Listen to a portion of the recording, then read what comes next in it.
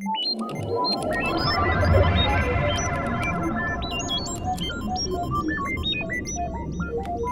everybody, welcome to the Ethicsverse, the coolest place to be every Thursday at noon Eastern. If you care about culture of integrity and improving your organization, we got a great one for you today. We're going to dive right in. As we're getting started during this intro, like we always like to say, put your URL in the chat. We're going to be talking about today's hottest trends in ethics and compliance. We got an amazing panel.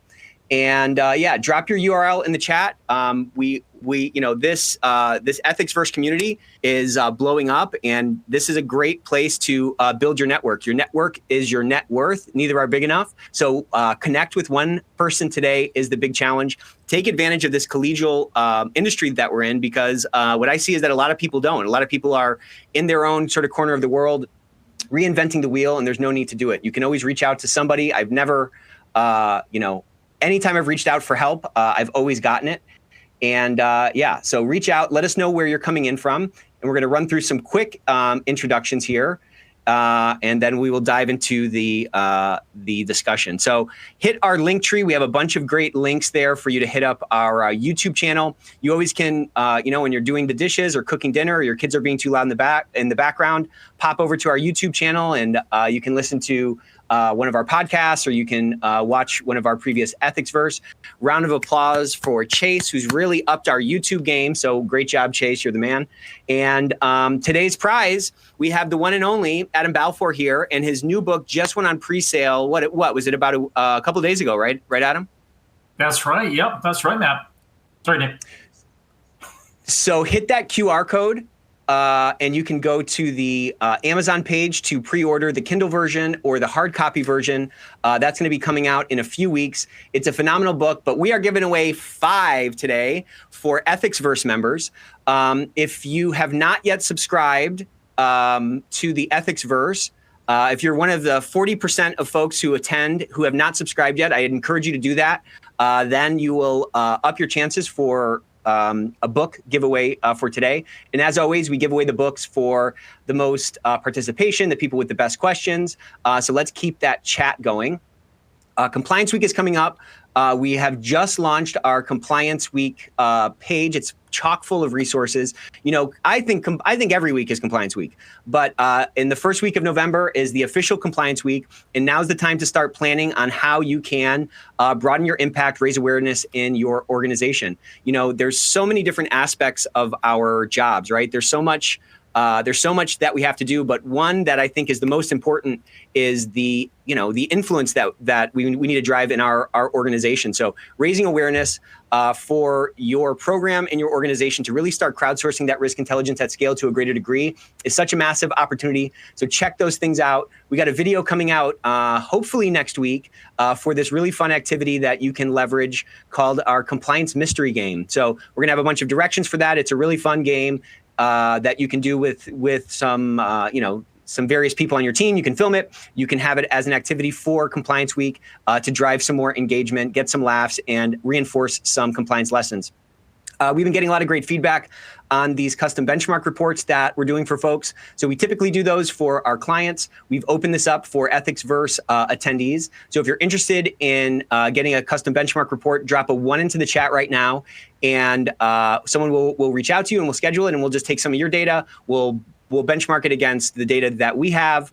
We also have a special one for healthcare. So if you're in healthcare, go ahead and drop that 1 in there. And then we put together a custom report that you can take and share with your team or share with your board.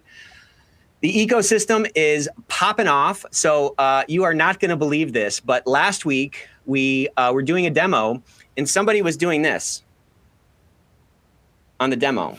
And we said, "What are you doing?" And they were swiping right because they thought it was a dating app. So our tool has been upgraded. It integrates with everything. There were eyes popping, there were hearts popping in their eyes. So our tool integrates with a lot of, all your other tools, has a great data analytics platform that can give you that information right at your fingertips. So if you're interested in that, drop a 2 in the chat, or there should be a button on the console here to schedule a demo.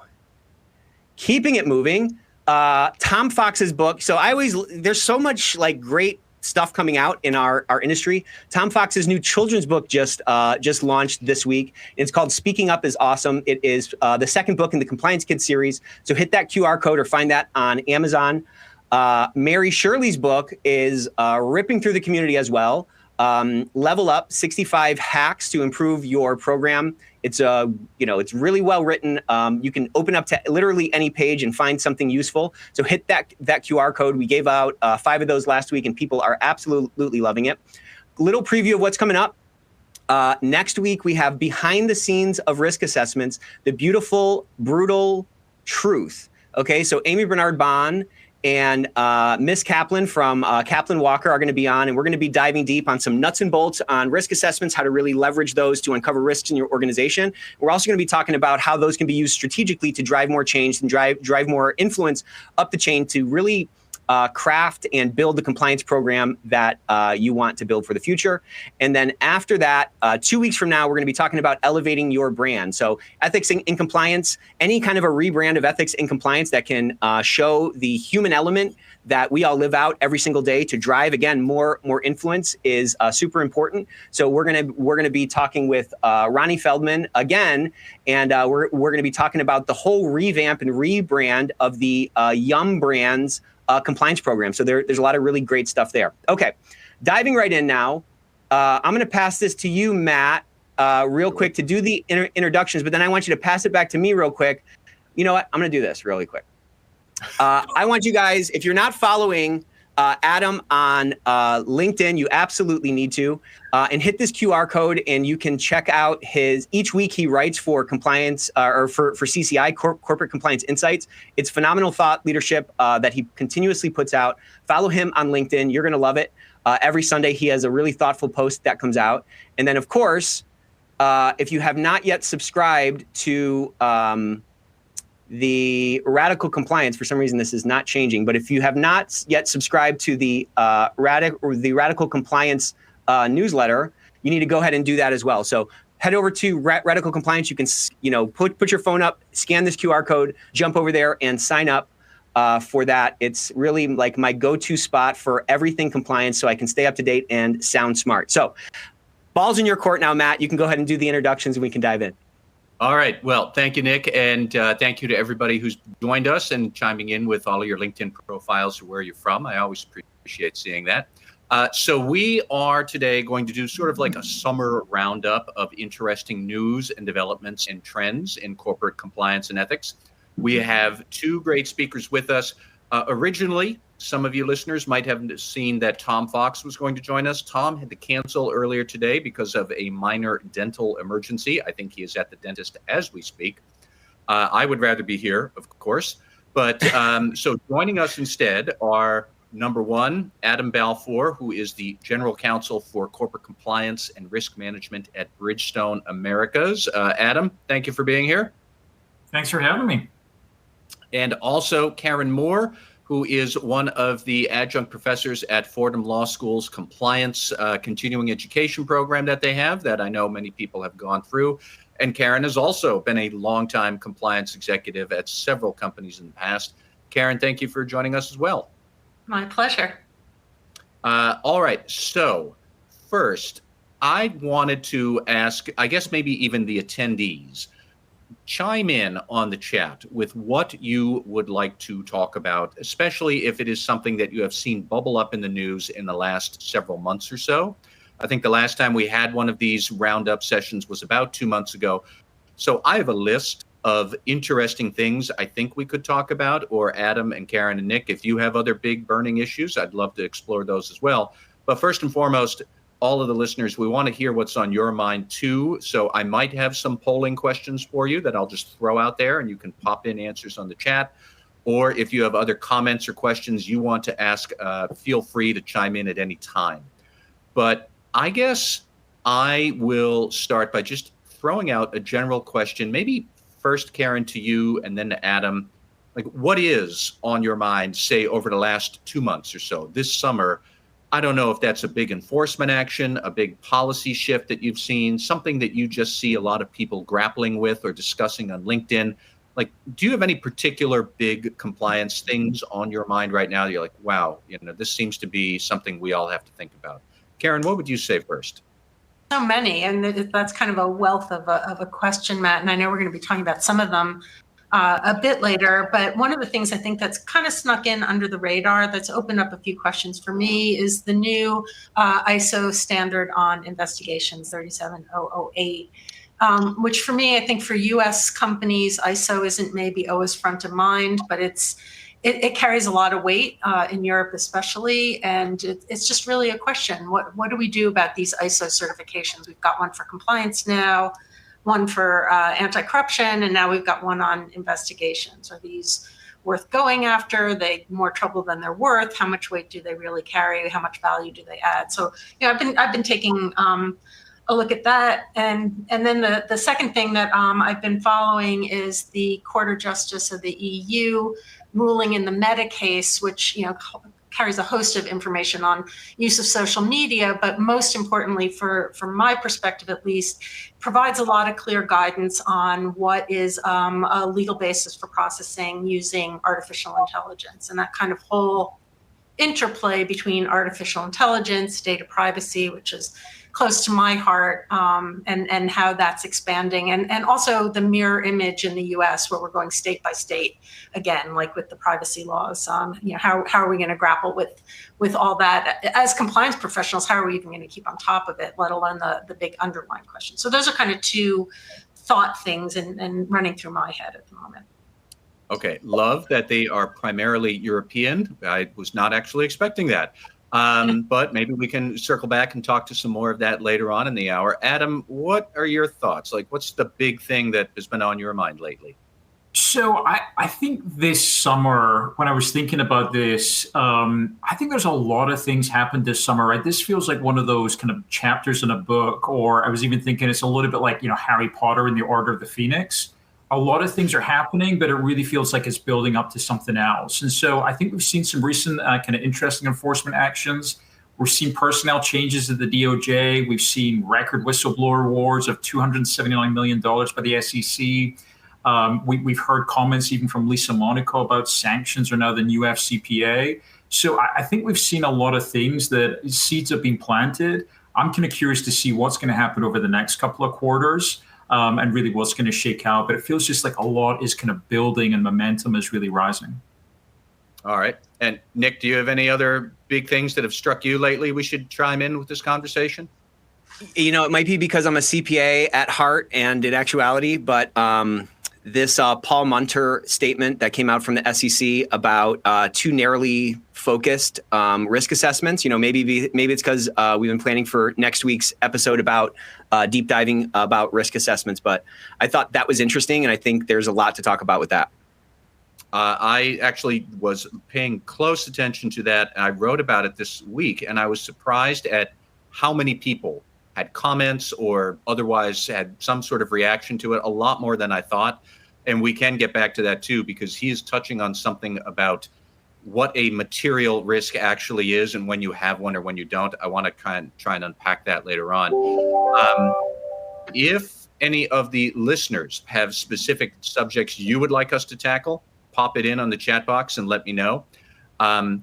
I actually wanted to start. I know we had a list of questions that we had developed and points and issues behind the scenes here to try and unpack. I want to take them a bit out of order. One thing that struck me this summer was the Public Company Accounting Oversight Board proposing a new standard for auditors to look at the external auditors, not internal auditors, audit firms to look at compliance and legal violations at their company, their client companies. And many people saying this is a big deal. This is a huge expansion of what auditors would do.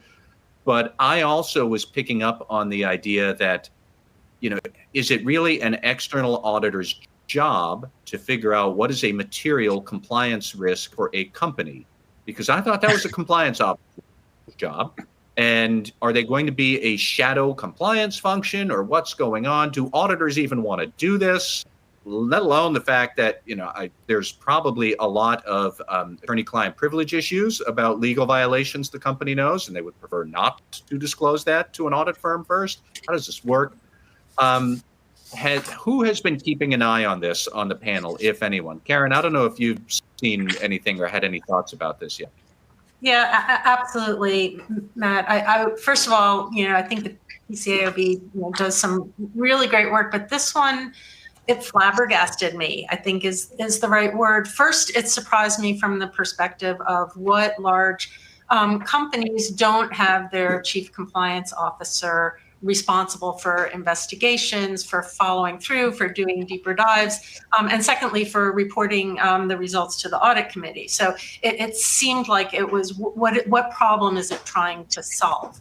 That was my first reaction. My second reaction was that I don't think I've ever been in a senior compliance position where I haven't met quarterly with our external auditors to review relevant investigations to make sure that they're satisfied that those are being done correctly, that we've identified trends, giving them an opportunity to ask questions. There it's important to set some parameters.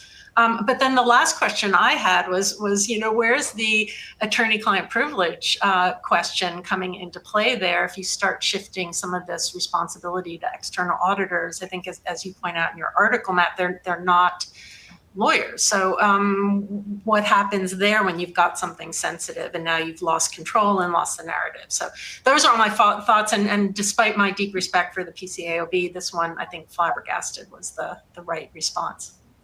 It's funny that, so the PCAOB has 5 board members who vote on proposals or final audit standards. This is only a proposal. I don't know when they might vote on a final version of it. I don't know if they will. We don't know what that final version might look like. But 2 out of the 5, who were both career auditors before they joined the PCAOB, they published statements basically saying, don't do this. Majority, who are lawyers or others, not auditors. This is an enormous amount of work. The thing that jumped out at me, and Adam, since you have a lot of legal experience, I'd love to hear your thoughts on this too. So the standard says an external auditor is supposed to ask the internal auditor, do you know of any potential legal violations? And what's the internal auditor supposed to say? Because if you say, oh, sure, here it is, I'm guessing the general counsel will want to strangle the internal auditor for that disclosure. Adam, am I barking up the correct tree here, worried about this? I think you are. I mean, I think it's something that we've got to make sure that the right conversations are happening with the right people. I think similar to you, Matt and Karen, I get fairly mixed views on this. I personally think there needs to be much more kind of standardized independent assessments of ethics and compliance programs. I'm very much in favor of that. I think we need to see more from the SEC in terms of disclosures and 10Ks and 10Qs. There's not enough there that I think will really help us in compliance, and I think will also help regulators as well. But I think there's some concerns here. Obviously, I think that the privilege one is certainly one that's there. I do think, similar to Karen, I think there's got to be really good communication and regular communication between compliance and the external auditors. Because I don't know how you can sign off on a company's financial statements if you don't have a good feeling that financial statements, properly reflect any items of value that are paid to government officials. But I think one of my concerns with this is you're going to have auditing teams who are asking these questions. Do they really have the relevant expertise? They certainly have it within these broader organizations, but on their teams, do they have that expertise? And then what questions are they going to be asking, and who are they going to be asking those questions to?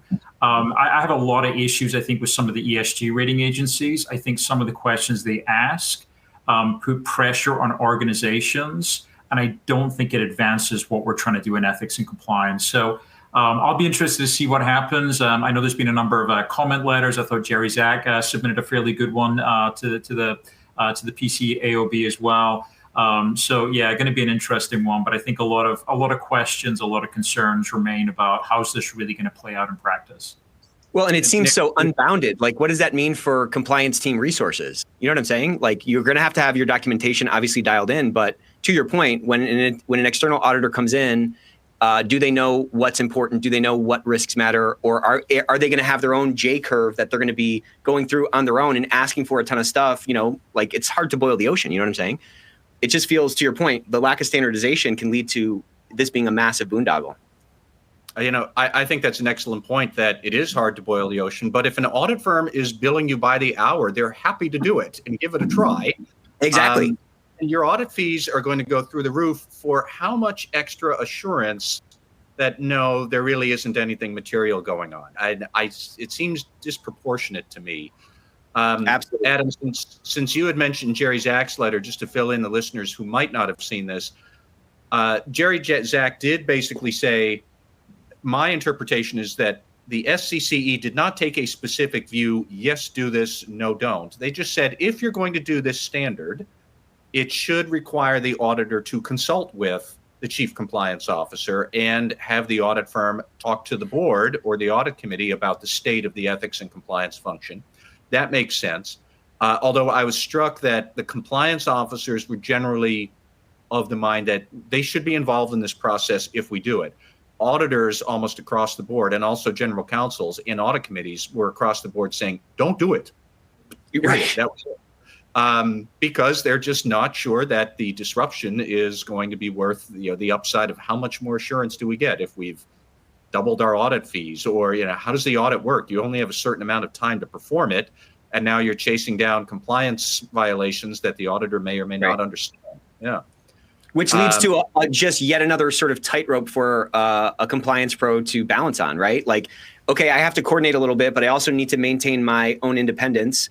And it just introduces a whole new sort of cloud of gray to grapple through. Here's a great comment from a listener here, Sandra, who's pointing out that when she was in the finance director, the audit team would be asking about potential compliance issues anyways. That is the counter argument here, is that are we really just, shouldn't external auditors be doing this already?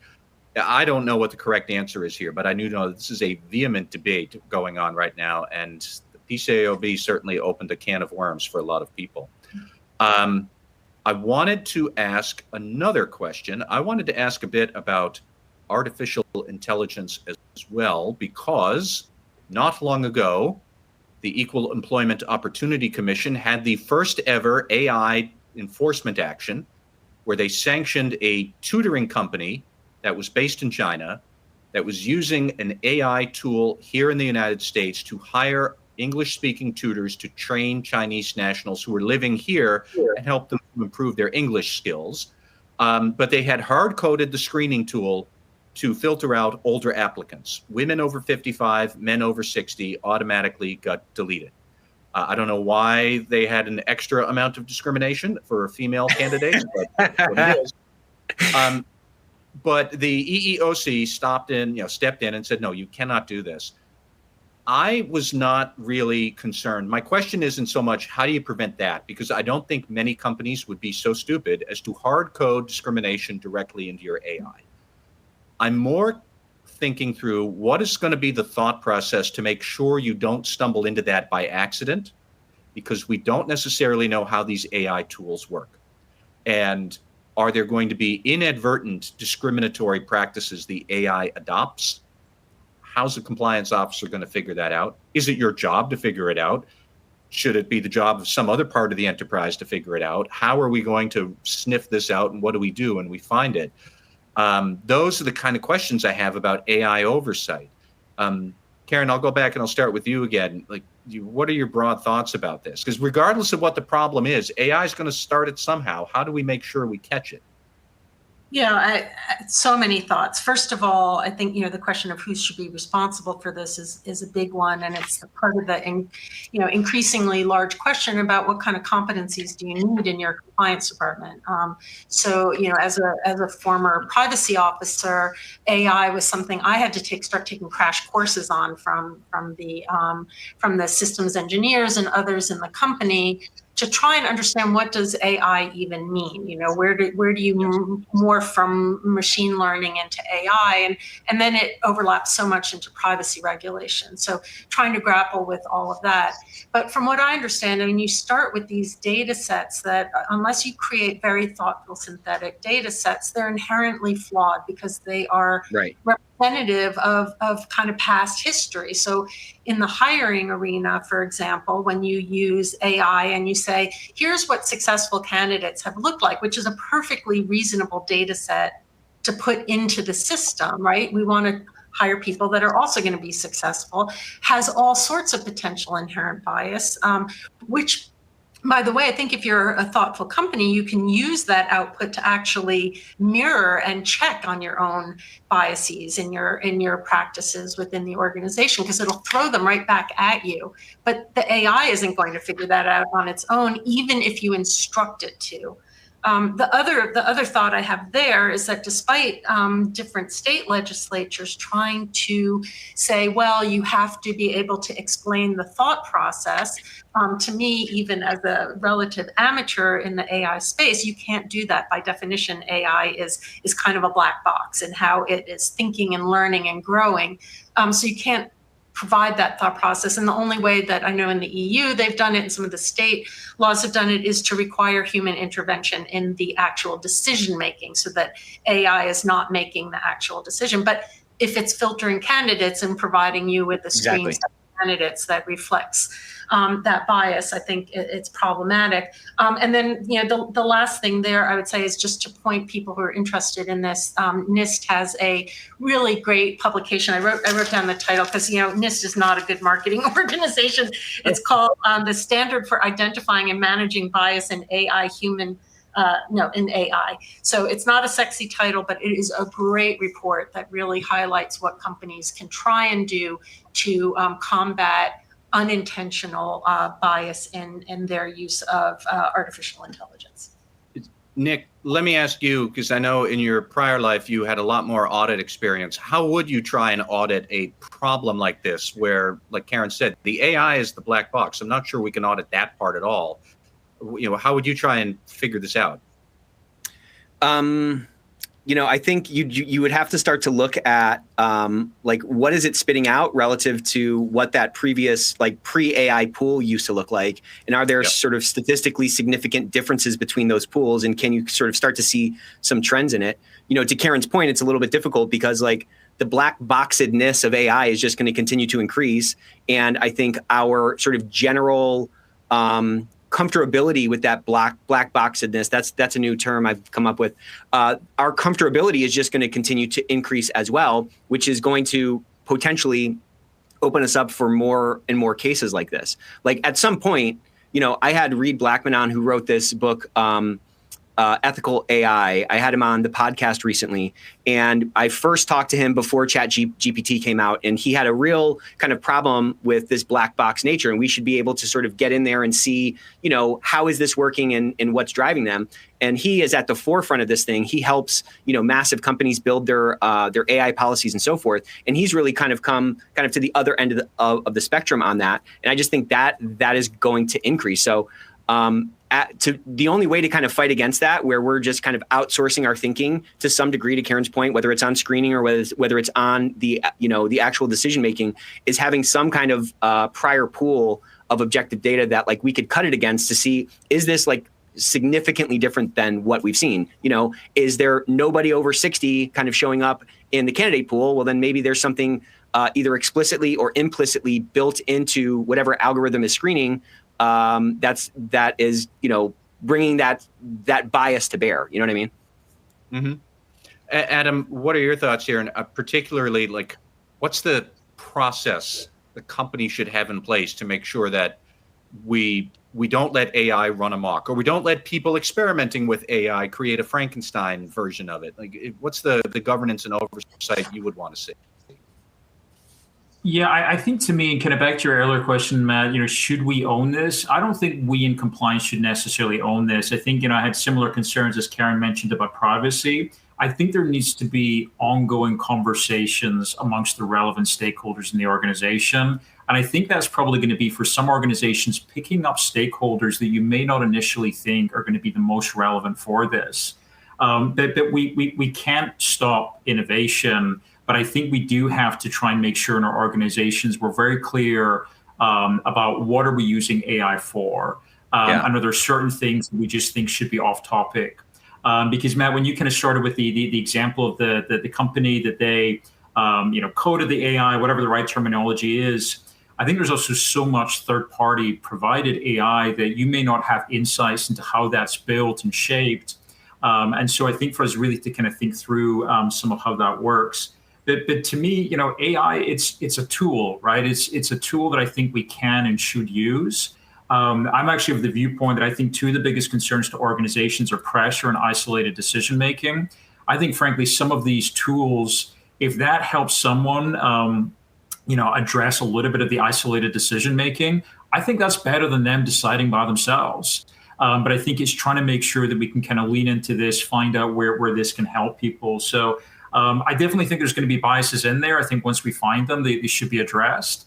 But even I think today, if you put together like a PowerPoint presentation and you want to use images, if you ask for an image of a CEO, it's you pretty much got to scroll through so many images to get past to get past a picture of a white male of a certain age. So I think there's definitely going to be some bias built into this that I think we've just got to be looking out for, careful with. And really being very, very taking a critical eye to what this is being used for. Since Karen mentioned some of the other sort of, do we have the right data issues around it? I will give an example that I came across just so the listeners can understand. So this actually happened at Amazon in the late 2010s, where they were using AI, they hoped, to identify promising software engineer candidates. And they had the AI learn by looking at the resumes of many other existing software engineers who were really good. And they specifically said, we will not have the AI look at gender. It is going to be gender blind. But the AI came to learn mostly the software engineers did not go to women's colleges. So therefore, if I see a candidate who went to Sarah Lawrence or Bryn Mawr or any of the others, the Amherst or whatever, that Mount Holyoke out in Massachusetts, like it filtered them out. It learned to be sexist without ever even being told what a gender is. And they did eventually discover that, and they rectified it. It was a big embarrassment for them. But it just goes to show the challenges around training the AI. And I keep coming back to actually going to look at, where does the data pool come from? If it's the pre-existing data pool, there are systemic patterns, right or wrong, that do exist about who historically has been a CEO, who historically has been a software engineer, who historically is in charge of marketing and HR. Primarily, it has been women. And how do we kind of break these bad habits of an AI? And I don't know what the right answer to that is either, but are we thinking in those terms before we stumble into these traps? And that's what I worry about. I don't really worry about the tutoring company that was so dumb as to hard code discrimination. The accidental discrimination is what worries me. Yeah, I'm there, Matt, and I do think that synthetic data sets are worth examining because they're clean ab initio if they're correctly created. But the thing is there are so many biases inherent in our own actions that AI maybe is still going to be biased, but still going to do better than we do. I don't know. I think there are opportunities, and this is a field that is growing so fast. But I did want to just sign on to Adam's point about the best will in the world isn't going to help if you're not understanding where your third parties are applying artificial intelligence and performance of their obligations to you. So that's got to be added into the third party due diligence and consideration as well. So next on my hit list is this recent statement, and Nick, you had mentioned this, so I'll circle maybe back to you. That statement about risk assessments. And it was the chief accountant of the Securities and Exchange Commission, Paul Munter, who last week put out a statement basically saying that companies and audit firms must do better at risk assessments and looking at taking a broader view of what a control failure is and when it might not be a material issue. But Nick, walk me through what caught your eye, or what you think the big themes are there that people should be thinking of. So it kind of dovetails a little bit off of what Karen was just saying, but we all have these biases, and these cognitive biases can cloud our judgment. So at some level we can kind of if we're not sort of tuned into those, the risk assessments we come up with might be kind of teaching to the test, so to speak. And I just think the level of interconnectivity in our organizations is obviously skyrocketing. Karen just brought something up that I hadn't really even thought of, but the only way to fight the only way to fight bias is with transparency. And we don't know the extent to which, in our increasingly interconnected world where we're increasingly reliant on third parties, the extent to which there's biases built in due to their use of AI or something else.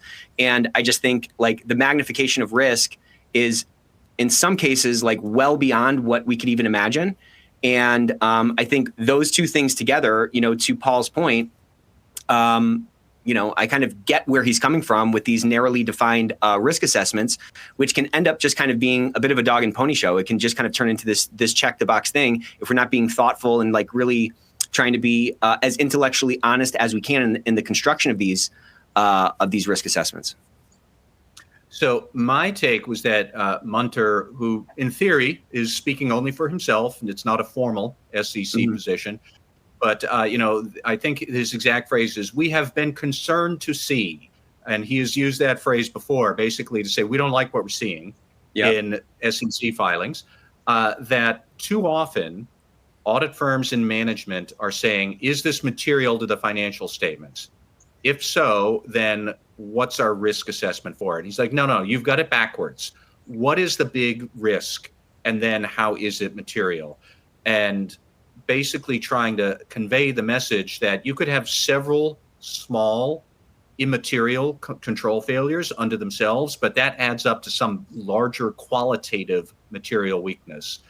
And I could maybe give the example of, you might have several small FCPA violations, which unto themselves, many FCPA violations are not material to the 10Q. But if you have 2 or 3 of those, it's fair to ask, what are you doing here, folks? Where is your compliance program? Doesn't look like it's working. The Justice Department doesn't even care about materiality, because if it sees it, that's a criminal violation and it's going to be knocking on your door. But the idea that you could have several quantitatively small control issues add up to one qualitatively large risk in your control environment, which should be addressed at the entity level, as he said. So tone at the top or broader policies or things like that. And that struck me as very relevant to a lot of compliance officers, because this is all about an ethical culture, and that is what we are responsible for. Karen, I don't know if you had any thoughts about that, or if you'd seen what he said, or just any thoughts about this issue generally. I did, and he's speaking primarily about a sector that I don't work that much in, but what I really loved about what he said is how much it highlighted the need to do 2 things. One is to have not just iterative, but ongoing risk assessment across the board, right? So you have operational and financial and compliance risk assessment at this kind of low altitude that is looking and collecting and identifying trends.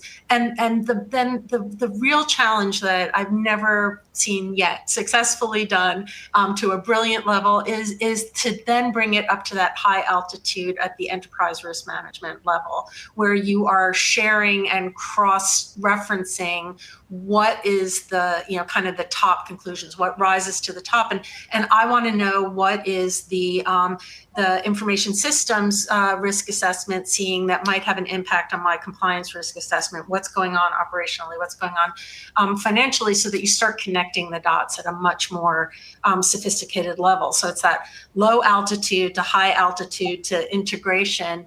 It's a huge challenge and a huge drain on resources for an organization too to get it right.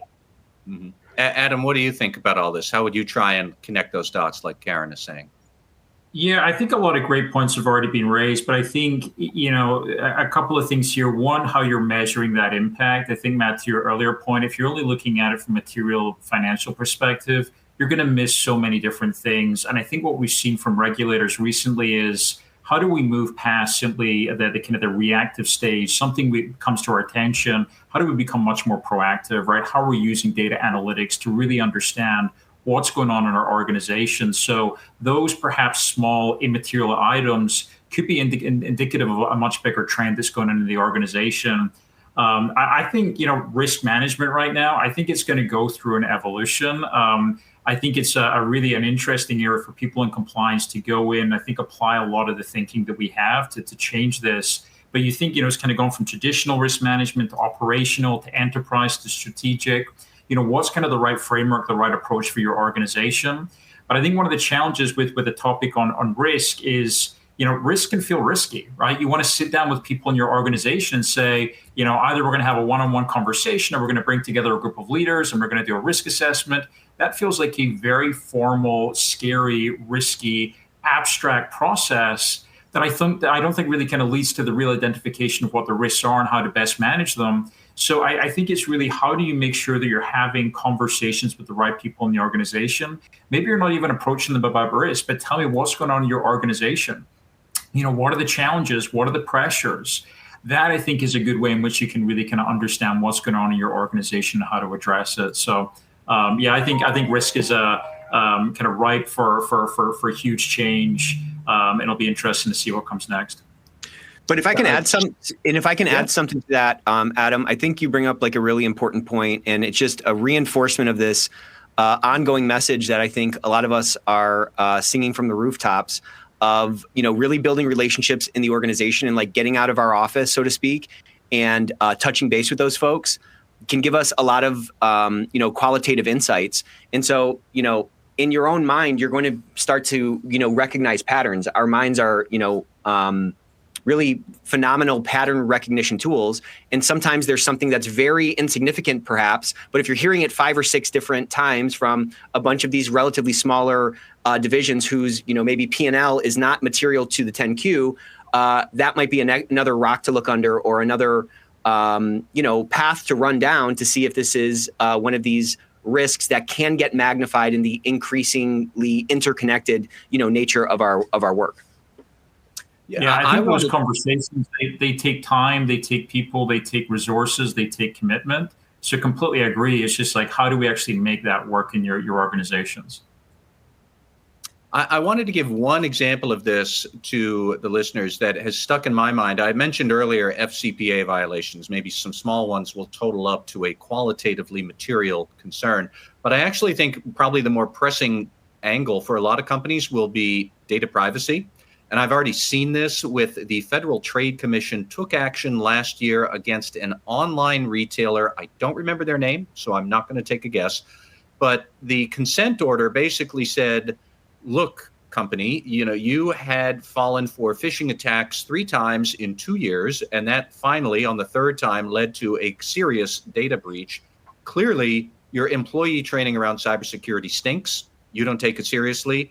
Here's your big fine, and please meet us behind the woodshed while we go and get the 2x4 to clobber you over the head. It was a draconian, fairly swift response to a series of small, non-material issues that totaled up to a qualitatively material weakness that the company wasn't taking data security seriously. And I have often wondered, what would the chief privacy officer or compliance officer there, how would they handle that?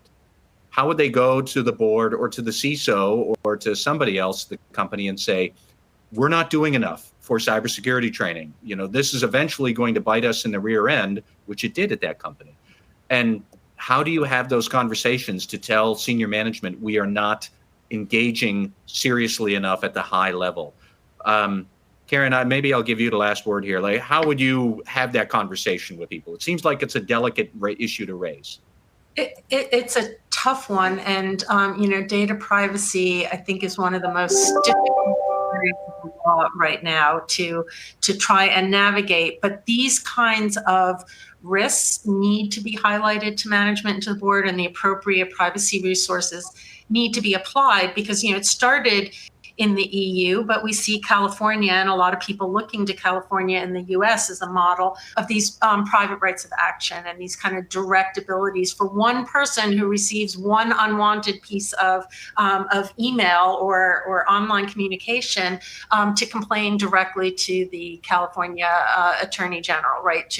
And if he's going to get enough of those, there you go. And the FTC case was one of federal law, but we're going state by state by state. And then, you've got the whole of the EU, you've got Brazil that's come online, India is coming soon, China's getting there too. So trying to organize this morass, it's partly resources and partly understanding the very different nature of privacy risks from something like an FCPA risk. You may collect all those instances of cups of coffee and decide what to do about them, but the privacy risk arena, it's personal, it's emotional, it's kind of uncontrollable, it's unfathomable sometimes. Sometimes it's contrary to logic. So it's something that really needs attention, understanding, resources, and then the final word is the CISO and the chief compliance officer or the chief privacy officer, and ideally those are two separate positions, because I've learned they're two very separate skill sets, need to be hand in hand, and that cyber and privacy just need to be in lockstep, three-legged race. All right, so I have one more big issue I want to raise with our panel, although we've got about 15 minutes here. So again, if anyone in the audience has other issues you'd like us to talk about, or you have questions or comments you want to make, pop them into the chat and we will get to them as soon as we can. And a couple of you put some things up earlier, so just go ahead and repost those so that we can get to those right after this, okay? Please. Thank you. Go ahead. Yes, point. So my last question was, I'm going to do a bank shot here. No pun intended, but talking about a bank enforcement action that really I want to get to how to convey the urgency of compliance remediation and improvements with your board that might not embrace that. But what happened was earlier this summer, the Federal Reserve, they imposed a sanction on Deutsche Bank of $186 million, which even for a bank, that's actual real money. But basically, their complaint with Deutsche Bank was that we had flagged several different compliance shortcomings 5 or 6 years ago. We went back 2 years ago, did another reinspection. You hadn't taken any work yet. You knew exactly what you were supposed to do. You haven't. So here is your $186 million fine for not taking these remediation steps urgently enough.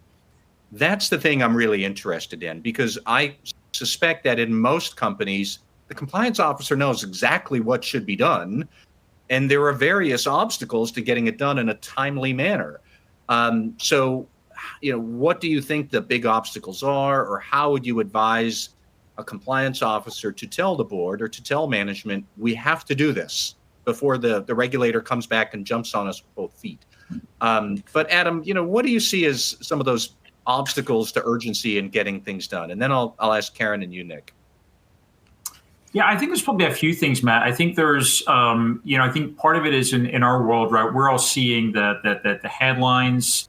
We know what's happening. We know the need for urgency. I think you get then business leaders who are in charge of P&Ls, that they're facing pressures, there's challenges. We're then bringing an ask to them and saying, hey, we need to do a lot more, a lot faster. We're going to have to make changes. We're going to have to add people and other resources to make this happen. I think it's a difficult sell at times, but I think you've really got to sit down and have that conversation, because I think you've then got to show some of the kind of the escalations. I mean, I think that's one good example you mentioned, Matt. I think another one over the summer was Coinbase was fined $50 million and also told to invest $50 million in their compliance program as well. So it's going to come and hit you. And I think one of the things you can do as well is, a lot of the headlines, they capture, I think, really the tip of the iceberg in terms of that span. So one that I like to talk about is, Walmart's 2019 FCPA violation, where they paid, what was it, like $283 million, I think it was, in a fine. But it was rumored that they spent between $900 and $1 billion in other cleanup costs, including, outside counsel. So it's really, this is an opportunity to avoid significant spend that's going to come inevitably if you don't act now. So I think it's really a series of escalations that you go to the relevant, leader in the organization. You take it to the board. You look at, do you need, a third party opinion to come in and really back up what you're saying? But I think you've really got to kind of get that escalation and find what's going to be the right message that really lands with leadership to make the action. Karen, what do you think? Yeah, I think that the Deutsche Bank, I would say poor Deutsche Bank, because they've been slapped so hard so many times, but they're obviously not getting the message. So my sympathies are zero. I mean, the original action, if I recall, is like 6, 7, maybe even 8 years ago. The ample time, ample notification to leadership and to the board as well. I mean, the fine obviously isn't sufficient. They got hit a second time and maybe even a third time. I mean, look at Wells Fargo, if you want a U.S. example. I mean, partly maybe down to the regulator, the fine's not enough. Maybe you have to suspend their license. You can't do banking anymore. That would get the attention of the board. Maybe they need a bit, kind of harder hitting consequences there. But what I don't understand for organizations, and I grant that Deutsche Bank is an enormous organization, as is Wells Fargo. You don't turn around the ship that quickly, but where they don't get besides the sanctioned side of it and those consequences and the monetary and the knock-on ripple effects of the monetary consequences is why they don't understand how good compliance is for their overall business, for hiring and retaining employees, for building confidence in their customer base, for being able to finance different initiatives or their relationship with other banks and with the industry. That to me is, I just don't understand. I'd love to have somebody from the bank come and say why we didn't move on this faster. But last point is, I think, Matt, do I recall correctly that with Deutsche Bank, they had some sort of an independent monitor or somebody that should have been shaking the tree and slapping them a little bit harder as well? Where was that? Yeah, I am not sure, although given Deutsche Bank's many, many, many woes, I wouldn't be surprised if they didn't have one, but I don't know for a fact that they did. But, Nick, let me bring it back to you then, because I think that really the obstacle here is this leadership culture or leadership perspective at the very top, that they don't get the fierce urgency of having a good compliance culture, and they should be listening to the CCO. And, right. How would you break that logjam? Well, I think you're right. I think there's a lack of urgency, and maybe there's resource constraints or, insufficient authority, or this. I mean, it kind of boils down to this lack of buy-in. And I think, people ultimately respond to incentives. So, if there haven't been fines, I think leaders in general, board members, they live in a world of risk, and they live in a world of, making bets, right? They think in bets. And I think it's easy to underestimate regulatory risks if they haven't been hit with those fines. Deutsche Bank kind of notwithstanding, because they've obviously been hit with that a couple of times, but different business priorities come up, and it's on us to sell the magnitude of the impact. And I hear this, this refrain all the time of, how, the compliance team doesn't have the budgets to make the improvements that they know they need to make for the organization. And it's look at that Walmart example, right? They had $200 million fine, and they spent $1 billion on the cleanup. Well, they found money for that stuff. So, to your question, how do you sell it? I think you have to use storytelling, and you have to try to put folks in the picture of could you imagine if this happened to us? Could you imagine how, many of your, best laid plans would go awry if something like this happened? What I'm asking for is really very small relative to this broader, business, to the broader budget that our business spends. But I just don't think, I just think we have to sell it. And we have to have that boldness to get to figure out that sort of persuasion path for that leadership, whether it's the board or the CEO or whatever, to let them feel, what the sting would be and what that cost would be. And I think until then we're always going to keep kind of, hitting this brick wall of the cultural resistance or the leadership the leadership turnover or the competing priorities that cause these program improvements to not really take hold and not really take root. And maybe take a look at the German corporate governance structure as well, and introduce more of a kind of Caremark obligation on the board. Maybe fine some of the board members $200 million, or send a couple of them to jail for failure to identify mission critical risks and make sure that those are being managed. I mean, anti-money laundering for a bank has got to be mission critical, and if a board member hasn't inquired about sufficiency of controls there, maybe they should be strung out. I will add about the Coinbase. I remember Coinbase fined $50 million, then had to promise to spend another $50 million on compliance improvements. Shortly thereafter, within a week, they announced 20% layoffs because the price of Bitcoin was going bonkers.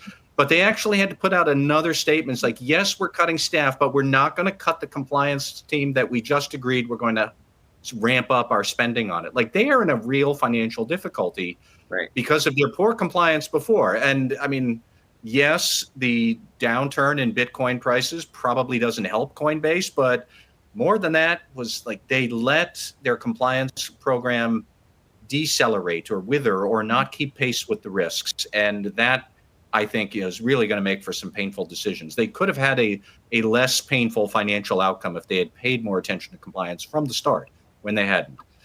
Well, it's not just the money. I don't even know what I would do with $50 million right away for a compliance program. That's throwing money at it is not really the be all and end all. I mean, I would find a use, I promise, for $50 million, but that's not the engine for a good compliance program. So, I'm sure Nick and every other vendor would be happy to figure out. Yeah, I was going to say, I can find some homes for those dollars. Yeah.